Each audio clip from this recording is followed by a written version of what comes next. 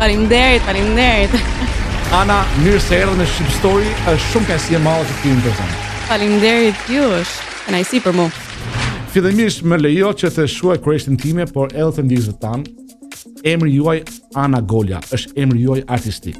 Po si e zgjodh këtë emër dhe cili është emri juaj i vërtet?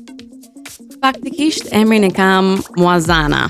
Muazana është faleminderit, është pak e zorshme për kanadezët, kështu që kur isha e vogël ma shkurtuan edhe u bë Ana. Edhe ajo ngjiti edhe ai që ishte. I love it. Mësofsh edhe sa më shumë suksese me këtë emër. Shumë faleminderit. Unë përmenda që në hyrje të kësaj bisede që ju i keni hyrë rrugës së artit që në moshë të vogël. Kush kanë qenë nxitësit tuaj dhe si ndjeni sot për këtë rrugë që keni ndjekur?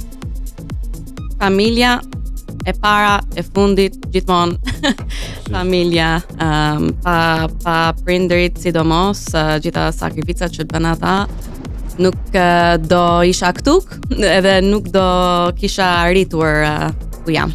I përshëndesim dhe prindrit? Pa. Duke qenë si jemi në Shqip Story, dua të ndalim pak te prejardhja juaj familjare. Më saktë gjyshi juaj Agim Quku, që ka qenë dhe këngëtar në Shqipëri. Mendoni se trashëgimia e artit ka ardhur nëpërmjet tij? Them se po. e kisha në gjak sigurisht, por faktikisht gjyshja ma nxori sidomos zërin. Se ka kënduar qyshe? Po, ishte këngëtare shumë. Edhe akoma është. E jetë gjatë. Po, faleminderit. Edhe mamin e kisha të talentuar, por sigurisht nuk kishin oportunitete për ato. I dim ato. Po.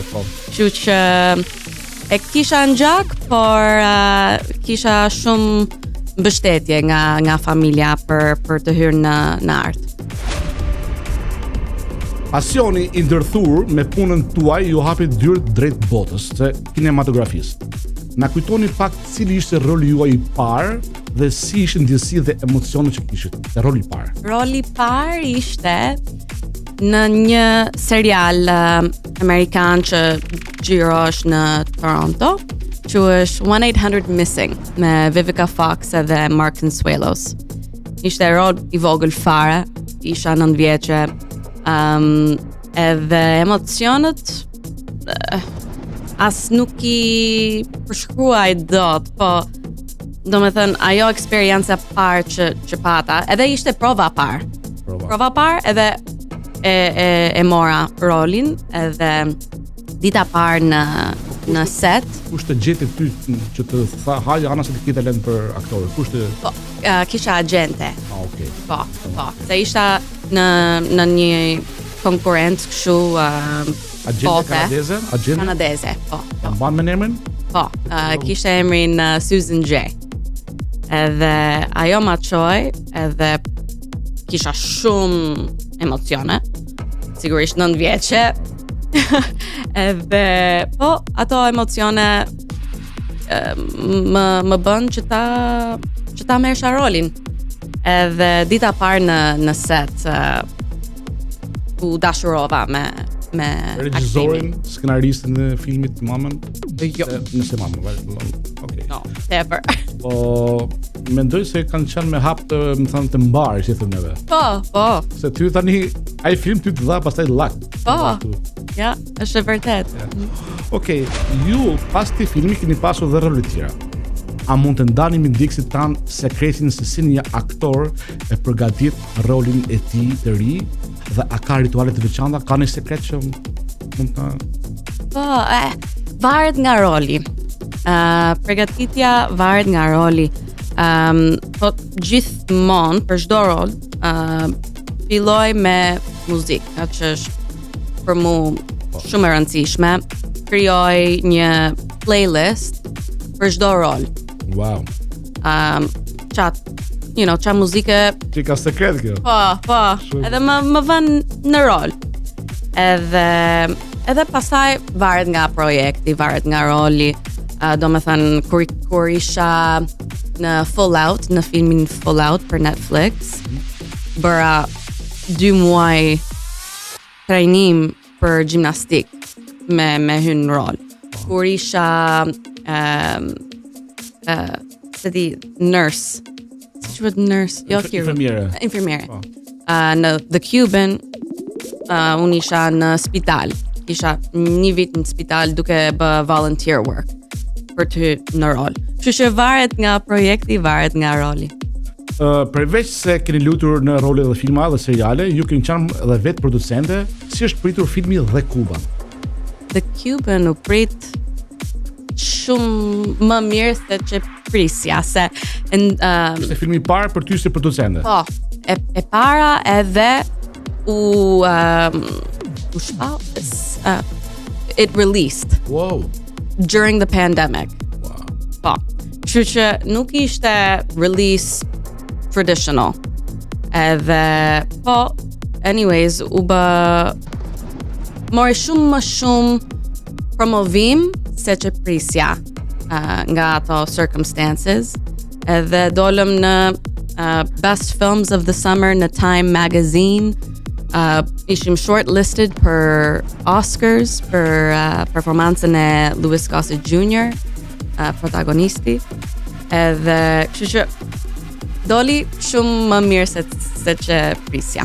Po tani ti kesh producenta, do të kesh staf, regjisor, skenarist e kompozitori I filmit.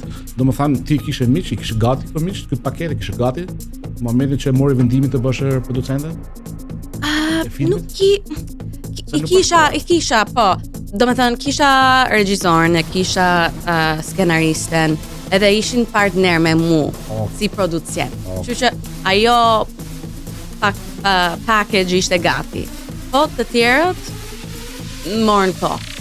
Se deshëm çdo njeri, çdo rol që t'ishte tamam, fix, 100% për filmin. Jam shumë kurioz për shembull për me bën gati një film, sa kohë duhet ta bash gati?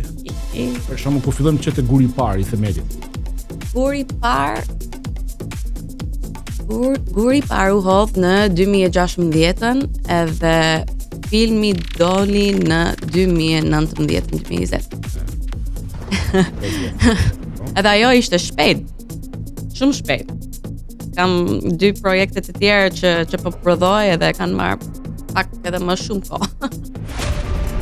Sukseset dhe arritjet nuk janë të lehta për asnjëri, sidomos për artistët. Cilat kanë qenë për ty sfidat dhe çfarë mësimsh ke nxjerr për tyre sfidat, se çdo njeri ka sfida e vet. Po, sigurisht. E para që më vjen në mend sigurisht ishte pandemia, se çdo gjë në botë ndaloj. Edhe në këtë kohë mu desh mu që